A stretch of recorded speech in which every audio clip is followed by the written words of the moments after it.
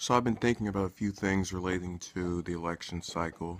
In particular, this really, in my view, undeserved support from African Americans that Clinton has been attracting, and I still don't understand it. I really cannot comprehend why all of these blacks feel a need to support someone who's really done nothing for them. And I'm aware of Bill Clinton in the past being referred to as the first black president because of a similar background. But I still don't see how that translates from husband to wife. Now, if Bill Clinton were running for a third term or maybe for some other office, which we've seen former presidents do, okay, yeah.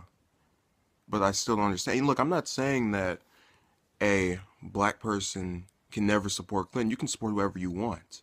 I just don't understand why masses are going out and supporting her. And it really has this whole thing to do with, I think, the ethnic groups, along with other minorities' support for Democratic candidates. But it's gotten to the point where, we've made it to where our votes are expected as a whole. And you've had Clinton, to be fair, going to black churches, which she's only done during election cycles, which I have a problem with, and many other people I know in my own life take issue with because it's a typical standard politician practice to go out to particular areas where there are people of some minority or some type of demographic in an attempt to appeal to them, so they'll go out and cast a ballot for you. And I understand when you campaign and you run, you have to go appeal to this group and you have to appeal to that group. But there's something very wrong when you sit in on their private practices. You stand for photo ops, you sing the hymns with the groups, you sing their modern music, the Watch Me Whip or whatever, however that goes. And you're able to gain their support instantly. I've seen a big problem with a large group of people, of any race really, that have their own private practices. I mean, it'd be similar to if Obama was trying to appeal to Hispanics and starts going to different festivities that they may have. I've heard of 15s and 16s, but just particular names for parties that other ethnic groups won't have. And sure enough, I've never heard of him doing that. And I'm in no way trying to suggest that, oh, yes, he's much better than Clinton.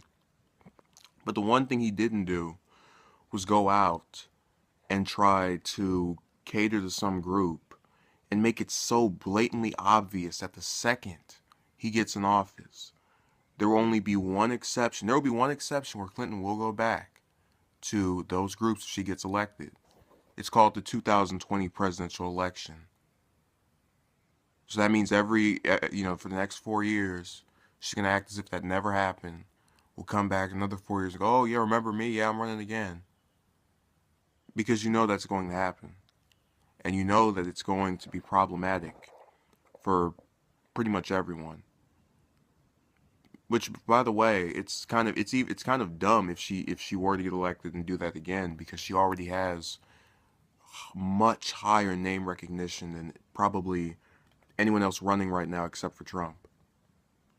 And has had that for about as long a period as he has, if not a little bit shorter. But you don't, it doesn't make sense to me why they would, as a majority, support her for that reason. Now, the one feasible conclusion I can come to, even though it still doesn't add up, is they're backing her because they don't like Trump. I don't like Trump either as a candidate. I don't know him personally, but I'm not in favor of him in any regard. So don't even think this is some conservative talk. I'm as liberal as they come. But the problem with having that narrative, and then some will say, "Oh, we're just backing her because we want the more electable candidate to, be able to win." I know for fact most people, and this isn't just blacks; it's for everybody, but especially blacks, since that's the particular group I'm speaking about right now. most people don't watch the news every day, at least Fox News. They don't look at polls every day. They don't even look at polls unless they're on TV, most likely. And that, that's it's okay, I guess. But the point I'm making is that if one were to look at the polls we've had in swing states such as North Carolina, Florida, Ohio, Sanders does much better than Clinton. He's beating. She's had trouble with Kasich, who I don't think will get there unless they have a brokered convention, and even then, he still has to win a few more states, which is seeming more and more impossible. He's running out of map, but it's problematic that you have these polls coming out where Sanders is leading, and people will still claim she's more electable. She's still the one. She's still the person who can do this, when that's anything but the truth when you go by those polls. Now you can disregard those. You can say, "Oh, well, that's months away. What's the point?" Well, the point is, those indicate that Sanders has been moving up, has been rising, and indeed, you've seen in every poll for nearly every state, apart from maybe most of the South, that he's been catching up to her. That people's opinions of her are starting to fade. People's opinions of him are starting to increase. That's problematic when people keep making this claim that she's the person we have to put in there. We have to have her run against Trump. She's gonna win. She's gonna just ooh. And I'll give her credit where credit is due. She's still beating him for the most part.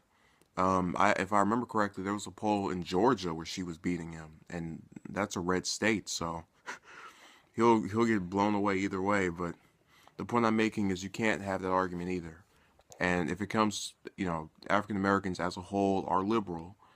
As far as it comes to the more progressive candidate, you have Sanders, and he's definitely proven that time and time again.